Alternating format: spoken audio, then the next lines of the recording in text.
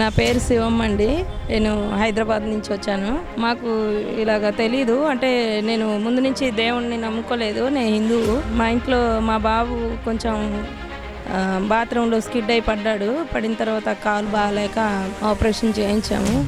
అప్పటి నుంచి నాకు అనిపించింది దేవుణ్ణి నమ్ముకోవాలని అనిపించింది. అందుకే నేను దేవుళ్ళలోకి వచ్చాను.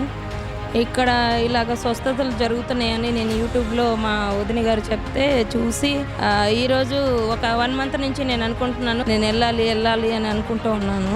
ఇక్కడ ఈ ప్రేయర్లో ఈ కళ్ళతోని రియల్గా చూస్తే ఎన్నో అద్భుతాలు జరిగినాయి, చూశాను నేను.